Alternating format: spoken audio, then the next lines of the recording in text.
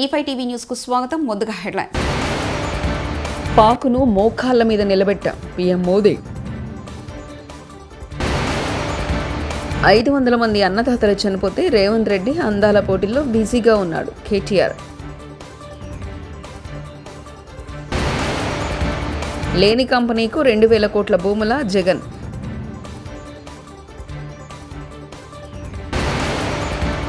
ఇది మనందరి బాధ్యత పవన్ కళ్యాణ్ కీలక వ్యాఖ్యలు. దాయాది దేశం పాకిస్తాన్పై ప్రధాని నరేంద్ర మోదీ మరోసారి నిప్పులు చెరిగారు. పహల్గాం ఉగ్రదాడికి ప్రతీకారంగా భారత్ చేపట్టిన ఆపరేషన్ సింధూర్ ద్వారా కేవలం 22 నిమిషాల్లో పాకిస్తాన్లోని 9 ఎయిర్ బేస్లను ధ్వంసం చేసిందన్నారు. పాకిస్తాన్పై భారత్ చేపట్టిన చర్యలు ప్రపంచం మొత్తం చూసిందన్నారు. అంతేకాదు శత్రువులు సైతం ఈ ఫలితాన్ని చవి చూశారని తెలిపారు. గురువారం రాజస్థాన్లోని బికనీర్లో ఏర్పాటు చేసిన బహిరంగ సభలో ప్రధాని మోదీ మాట్లాడుతూ ఏప్రిల్ 22వ తేదీన ఉగ్రవాదులు తమ మతాన్ని గుర్తించి సోదరిమణుల సింధూరాన్ని తుడిచిపెట్టారని గుర్తు చేశారు. సింధూర్ విస్ఫోటంగా మారితే దాన్ని అందరూ చూస్తారని ప్రధాని మోదీ స్పష్టం చేశారు. ప్రధాని మోదీ చేసిన ఈ వ్యాఖ్యలకు బికనీర్ సభలో ప్రజల నుంచి విశేష స్పందన వచ్చింది. बिजली से जुड़े कई प्रोजेक्ट का शिलान्यास और लोकार्पण हुआ है. इनसे भी राजस्थान को और ज्यादा बिजली मिलेगी. बिजली का बढ़ता उत्पादन भी राजस्थान में औद्योगिक विकास को नई गति दे रहा है. साथियों, राजस्थान की ये भूमि रेत के मैदान में हरियाली लाने वाले महाराजा गंगा सिंह जी की भूमि है.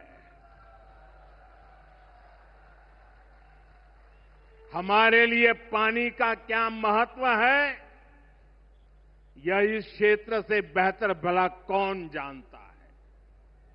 हमारे बीकानेर, श्रीगंगानगर, हनुमानगढ़, पश्चिम राजस्थान के ऐसे अनेक क्षेत्रों के विकास में पानी का बहुत बड़ा महत्व है.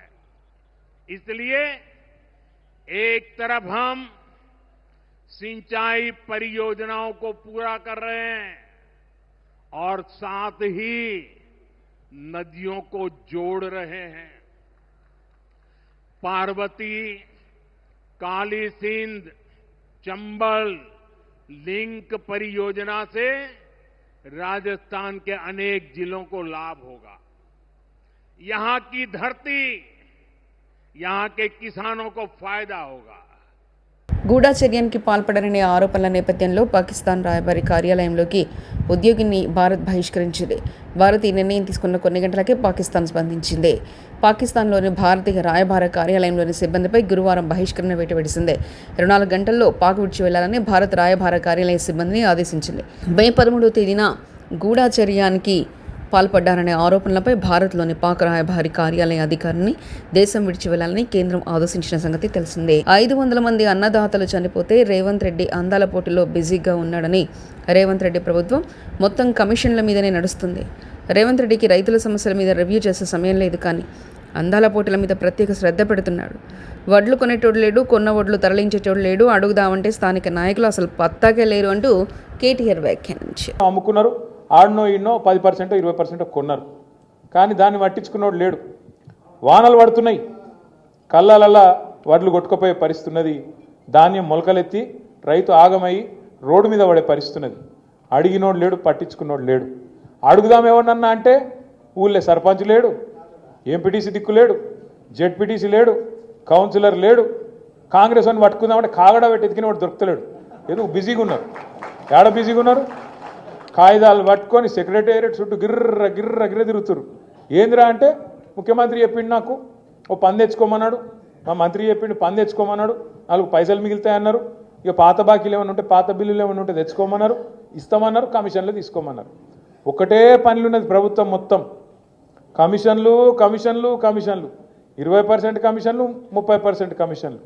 వందే మాతరం రైళ్ల వల్ల చాలా మార్పులు జరిగాయి. బీజేపీ ప్రభుత్వాన్ని పొగిడిన మంత్రి కోమటిరెడ్డి వెంకటరెడ్డి. వందే మాతరం పేరు మీద వచ్చే ట్రైన్స్ కానీ అన్ని ఈ 10 సంవత్సరాల్లో ఎన్నో మార్పులు తీసుకొచ్చినాం. ఇంకా కూడా ప్రపంచంలోనే పెద్ద రైల్వే నెట్వర్క్ వ్యవస్థ ఉన్న దేశం ఏదైనా ఉందంటే మన భారతదేశమే.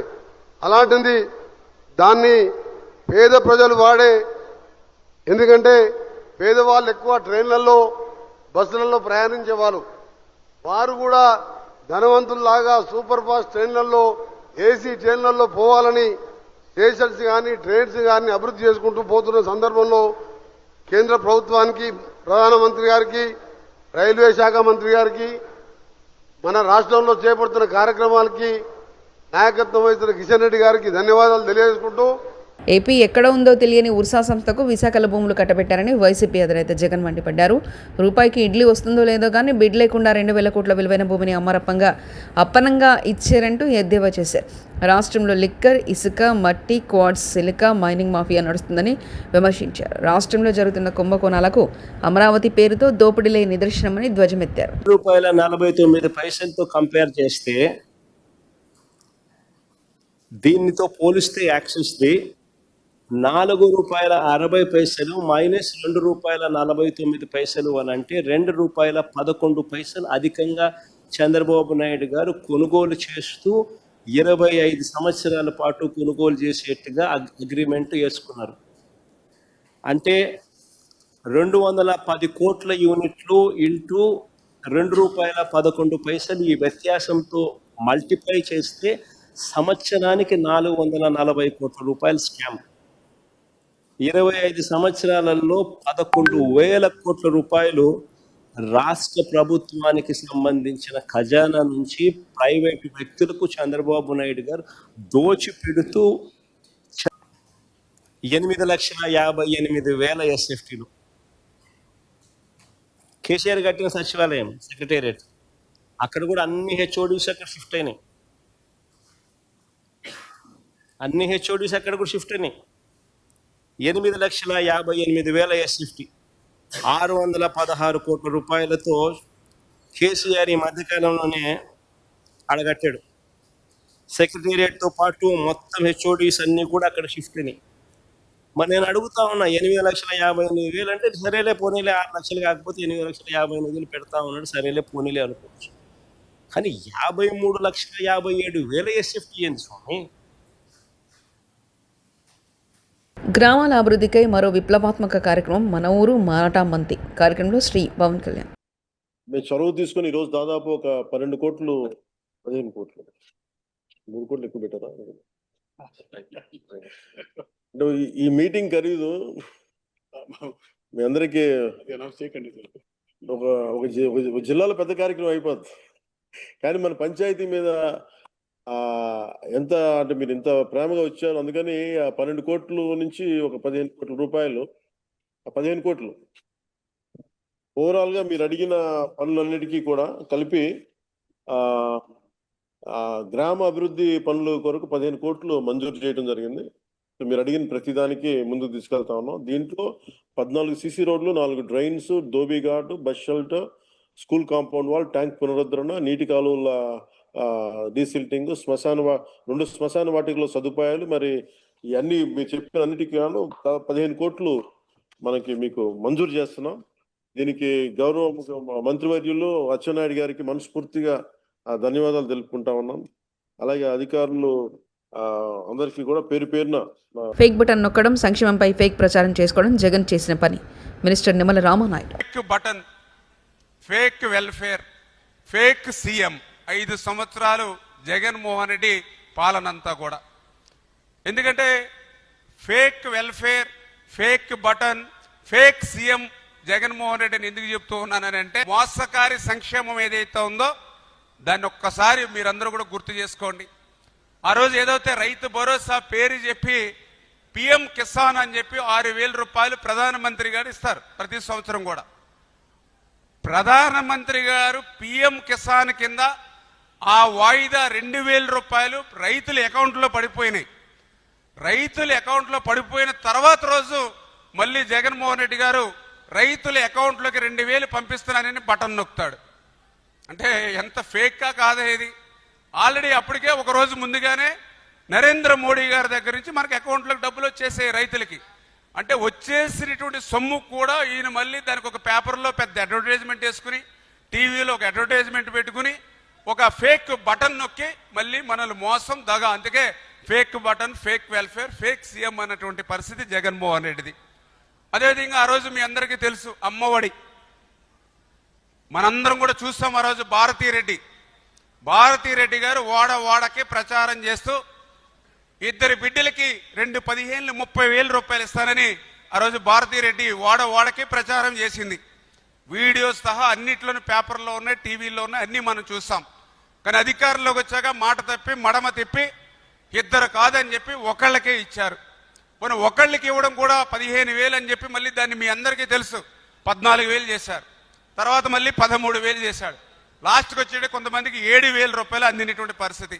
ఇంకా ఎంత అన్యాయం అని అంటే 5 సంవత్సరాల్లో మళ్ళీ మీ అందరికీ కూడా 1 సంవత్సరం ఎగ్గొట్టేసినటువంటి పరిస్థితి. అంటే 1 సంవత్సరం మళ్ళీ ఎగ్గొట్టేశారు.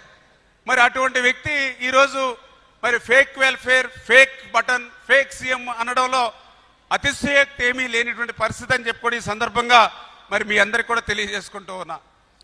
ఖానాపూర్ కాంగ్రెస్ ఎమ్మెల్యేలకు నిరసనగా ధాన్యం కొనుగోలు చేయాలంటూ ధర్నా చేస్తున్న రైతులను మీరు రైతులే కాదని తిట్టిన కాంగ్రెస్ ఎమ్మెల్యే వెట్మబోజు. దీంతో ఆగ్రహానికి గురై ఎమ్మెల్యేలను చుట్టుముట్టి నిలదీసిన రైతులు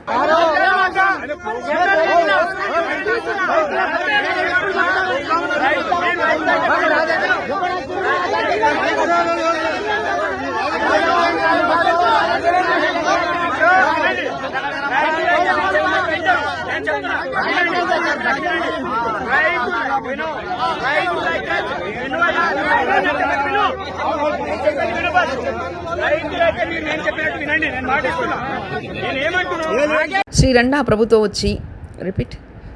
ప్రభుత్వం వచ్చి పేదల మీదనే పడ్డాడు రేవంత్ రెడ్డి. ఫిర్జాదిగూడలో హైడ్రా కూల్చివేతల సందర్భంగా వర్షం ఉంది, ఖాళీ చేయడానికి 2 గంటల సమయం ఇవ్వాలని కోరిన బాధితులు వినకుండా కూల్చేసిన హైడ్రా అధికారులు తిరుపతి రెడ్డికి ఒక న్యాయం, పేదడికి ఒక న్యాయం, చట్టం న్యాయం అందరికీ ఒకే విధంగా వర్తింపజేయరా.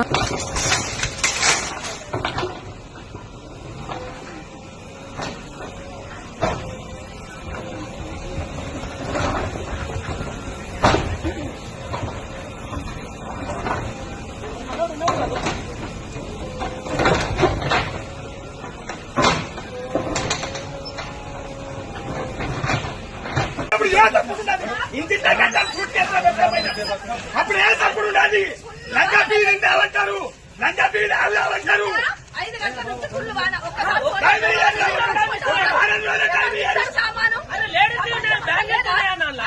ఒక్క వారం రోజులు టైం ఇయ్యారు.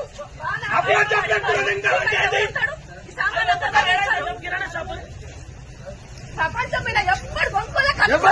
ప్రపంచం మీద ప్రభుత్వం వచ్చి ఇంత ప్రాబ్లం విజయవాడ సిపిఐ రామకృష్ణ రాష్ట్ర కార్యదర్శి నిన్న జరిగిన ఎన్కౌంటర్లో కేవలం ప్రభుత్వం చేసిన హత్యలు ఆపరేషన్ బ్లాక్ పేరుతో ప్రభుత్వం మారణకాండ చేశారు. ఈ ఎన్కౌంటర్పై పూర్తిస్థాయి జ్యుడిషియల్ ఎంక్వైరీ జరిపించాలి. అమాయకులు అయిన గిరిజనుల యువకులు ప్రాణాలు తీశారు. నక్సలైట్ చర్చలకు సిద్ధం అంటుంటే ఎన్కౌంటర్ చేయండి, 26 మందిని చంపి ఏదో గంత సాధించామని చేరుకోవడం కరెక్ట్ కాదు. ఎన్నికల సమయంలో చంద్రబాబు గారు అనేక హామీలు ఇచ్చారు. వారు మాట్లాడుతూ ఉన్నారంటే ఇంతకంటే సిగ్గుచేటైన విషయం, అప్రజాస్వామికమైన విషయం మరొకటి ఉండదని నేను భావిస్తూ ఉన్నాను. ఎందుకంటే గతంలో కూడా మనం ఉమ్మడి ఆంధ్రప్రదేశ్ రాష్ట్రంలో ఎన్నో ఎన్కౌంటర్లు జరిగాయి, పెద్ద పెద్ద నాయకులు కూడా చనిపోయారు. కానీ ఆనాడున్న ముఖ్యమంత్రులు బహిరంగంగా వచ్చి అలాంటి ఎన్కౌంటర్ సమర్థించలేదు. ఎన్టీ రామారావు గారు అయితే నక్సలైట్లే దేశభక్తులు అన్నాడు, ఆయన ఒక డిఫరెంట్ స్టాండ్. మిగతా ముఖ్యమంత్రులు కూడా ఎన్కౌంటర్లు జరిగినప్పుడు పోలీస్ అధికారులు స్టేట్మెంట్లు ఇచ్చారు తప్ప ముఖ్యమంత్రి ఎవరు ఇవ్వలే. కానీ ఇవాళ ప్రధానమంత్రి, హోంమంత్రి వారే ఇవాళ ఈ కిల్లింగ్స్ను సమర్థిస్తూ స్టేట్మెంట్ ఇస్తూ ఉన్నారంటే అత్యంత దారుణం. దీన్ని తీవ్రంగా ఖండిస్తూ ఉన్నాం. అదేవిధంగా ఈ ఘటనలన్నిటిపైన ఈ ఎన్కౌంటర్స్ అన్నీ కూడా మీరు ప్రభుత్వం చేసిన హత్యలే, దీన్ని క్లియర్గా చెప్పదలుచుకున్నాం. మీరు ప్రభుత్వం చేసిన హత్యలు, వీటన్నిటిపైన కూడా జ్యుడిషియల్ ఎంక్వైరీ జరపాలని చెప్పి కూడా సిపిఐ తరఫున డిమాండ్ చేస్తున్నాం. పాకును మోకాళ్ళ మీద నిలబెట్టాం పీఎం మోదీ. 500 మంది అన్నదాతలు చనిపోతే రేవంత్ రెడ్డి అందాల పోటీల్లో బిజీగా ఉన్నాడు. కేటీఆర్ లేని కంపెనీకు 2,000 కోట్ల భూముల జగన్.